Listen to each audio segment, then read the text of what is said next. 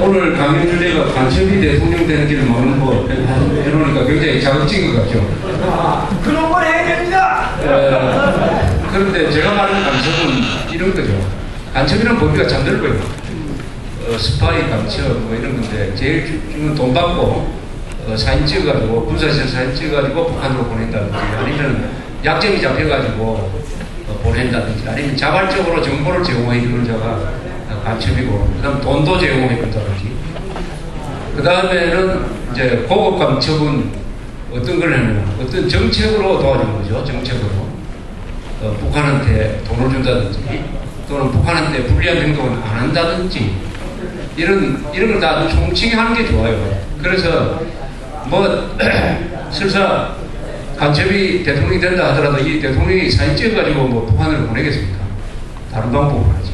그래서 일단 이적 행위자를 간첩으로 한다 하는 그 개념 규정을 하고 제가 이야기를 하겠습니다. 왜냐하면은 이런 이야기를 하면 누가 또 적어가지고 고소 고발하는 사람이 있기 때문에 그걸 사전에 예방하기 위해서 내가 말하는 간첩은 포괄적인 겁니다.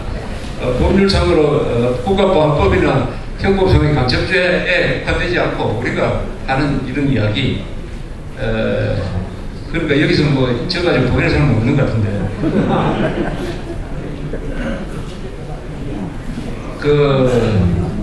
근데 이 세계 역사를 아무리 찾아봐도 간첩이 대통령 된 나라는 없어요. 없습니다. 그러나 간첩 비슷한 사람이 된 경우는 몇 분 있어요. 몇 분 있었는데 하여튼 우리나라 역사, 인류 역사상 동서고금을 다 막론하고 우리나라와 같은 이런 비슷한 상황에서 김대중 노무현 같은 사람이 나타난 예는 세계에서 없습니다. 이거는 아주 특이한 경우예요. 그럼에도 불구하고 또 더 특이한 것은 뭐냐? 그런 사람이 대통령이 됐는데도 나라가 망하지 않았다는 게 더 특이해요. 두 번째는 뭐냐? 그럼에도 불구하고 김대중 노무현 두 사람이 그 관계로 한 번도 조사를 안 받았다는 거 이것도 특이합니다. 조사를 안 받았다. 이 한국은 뭐 워낙 이 인간의 머리로서는 이해하기 힘든 일들이 많이 일어나고 있는 그 과정 속에서 이런 게 일어나고 있어요.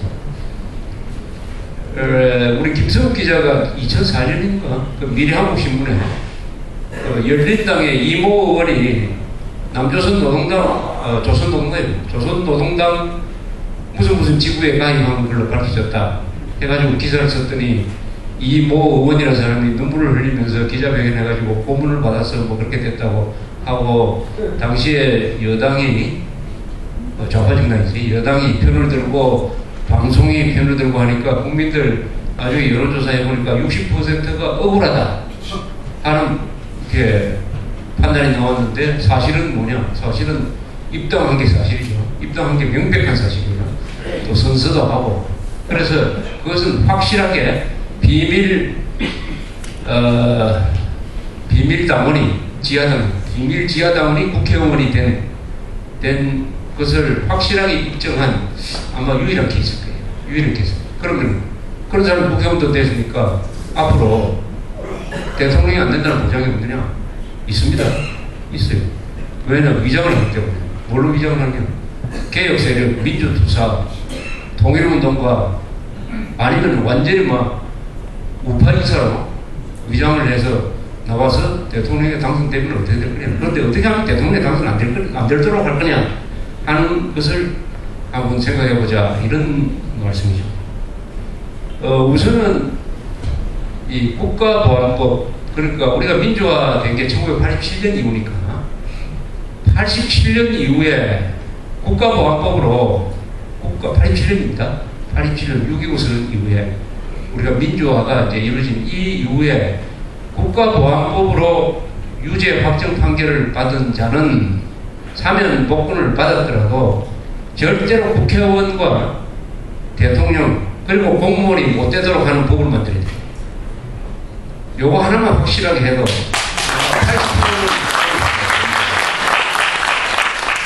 무슨 분들을 하느냐 너무 과격하지 않느냐 하고 저한테 묻는다면은 독일에서 우리보다 훨씬 더 형편이 각박하지 않는 독일에서 이미 한 적이 있다. 독일에서 그것도 누가 있느냐? 독일의 좌파 정당인 사민당이 브란트 시절에 했다.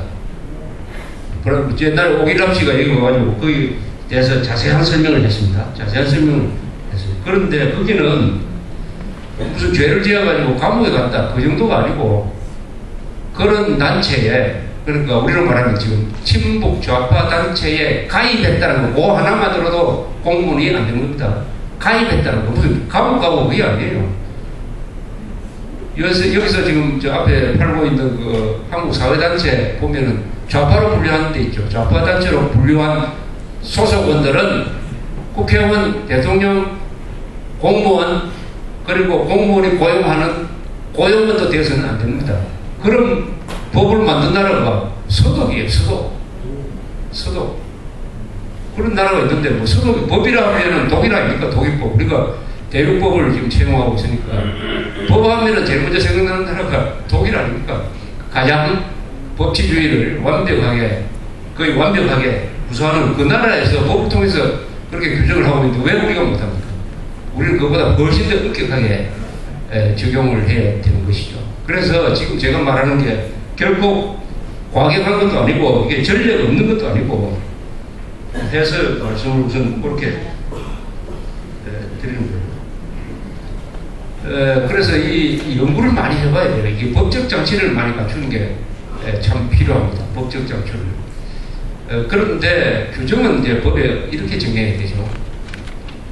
우리 대한민국 헌법의 자유민주적 기본 질서에 반하는 행동을 한 적이 있거나 대한민국의 헌법상에 규정된 자유민주주의 시장경제에 반하는 행동을 하는 단체에 소속된 적이 있는 자는 공무원이 되어서는 안 된다.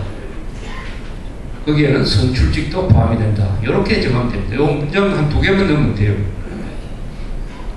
그렇게 되면 아까 말씀드렸던 대로 한 80%는 자동적으로 건져집니다. 근데 우리나라는 어떠냐? 사면 복권되면 과거에 뭘 했던 거, 과거에 뭘 했던 간첩하면 제일 먼저 떠오르는 사람 중에 하나가 서경원이죠. 서경원 아시죠? 1989년에 당시에 평민당 국회의원으로서 북한을 비밀 방문해가지고 김일성으로부터 5만 달러를 받고 와가지고 그 중에 1만 달러는 김대중 씨한테 주고 줬습니다. 그래가지고 감옥에서 한 10년 살았어요. 나와가지고 종로구에서 국회의원에 출마했습니다. 종로구에서. 그게 아마 2000년 선거에서 출마했던 걸로 기억이 납니다. 어떻게 그런 제가 출마할 수가 있습니까? 출마. 그러면 표를 다행히 못 얻어서 그렇지 얻을 수도 있다는 겁니까? 그것도 사면 복권되기 때문에 누가 그런 사람을 사면 복권 해주느냐. 그러니까 사면 복권에 구애 없이 이 규정 하나만 엄격하게 집행을 해도 충분하다. 그리고 또 하나는 이 공무원의 의무 규정을 확실하게 해야 돼요. 우리나라 지금 공무원의 의무 규정이 헌법에 적혀 있는데 아주 희미하게 되어 있습니다. 헌법 제7조 1 공무원은 국민 전체에 대한 봉사자이며 국민에 대하여 책임을 진다. 이게 좀 애매하지 않습니까? 이걸 어떤 식으로 바꿔야 되느냐. 공무원은 헌법상의 자유민주적 기본 질서와 국가 정통성 및 정체성을 수호하여야 하며 자유민주적 기본 질서가 파괴되거나 위험에 처하는 것을 목격하였을 때는 적극적으로 행동하여 이를 수호할 의무가 있다. 이항 모든 공무원은 헌법에 반하는 정책을 추진하여서는 안 되고 그런 명령에 반대할 의무가 있다. 3. 헌법의 적대적인 단체에 가입하였거나 그런 행동을 한 자는 공무원에 취임할 수 없다. 이는 대통령 및 국회의원 등 선출직에도 해당한다. 이런 조항을 하나 넣을 필요가 있습니다. 이렇게 하면은 어떤 거나 공무원들에 대한 강제 규정으로서 헌법이 파괴되는 현상을, 근데 6.15선언이 가장 헌법 파괴의 전형적인 예입니다.